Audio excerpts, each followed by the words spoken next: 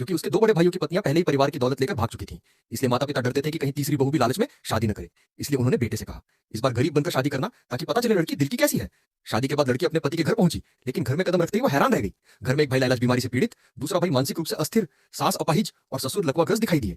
ये देखकर लड़की बिल्कुल स्तब्ध रह गई। सास उसे प्यार से अपने पास बैठाकर बोली, बहू, हमारे घर की हालत यही है। लड़का भी सोच रहा था कि अब शायद लड़की डरकर भाग जाएगी, लेकिन तभी लड़की ने ऐसा कहा कि सब लोग हैरान रह गए। वो बोली, कोई बात नहीं, अगर हम सब मिलकर मेहनत करें तो जिंदगी जरूर बेहतर हो सकती है। उसकी ये बात सुनकर सास भावुक हो गई। उन्होंने तुरंत घर की तिजोरी की चाबी बहू को दे दी और बोली, आज से घर का सारा खर्च और जिम्मेदारी तुम्हारे हाथ में है। लड़की की आंखों में आंसू आ गए। घर में पैसे तो थे नहीं, फिर भी इतना भरोसा। उसने मन ही मन कसम खाई, मैं इस परिवार का भरोसा कभी नहीं तोड़ूंगी। लेकिन उसे क्या पता था कि वो अनजाने में ही अरबपति परिवार की मालिक बन चुकी है। पति अपनी पत्नी की अच्छाई देखकर अंदर ही अंदर शर्मिंदा था। वो सोच रहा था कि सच कब बताए। एक रात पत्नी नहाकर कमरे में आई तो पति घबरा गया। उसके हाथ से हथौड़ा गिरकर उसके पैर पर लग गया। पत्नी तुरंत दौड़कर उसकी मदद करने लगी और इसी दौरान दोनों के बीच एक प्यारा सा पल बन गया। अगली सुबह जब पत्नी उठी तो उसने देखा कि टेबल पर शाही दावत लगी हुई है। समुद्री खीरे, अबालोन, किंग क्रैब जैसे महंगे पकवान। दूसरे भाई ने डरते हुए कहा, अब तो सच बता देना चाहिए।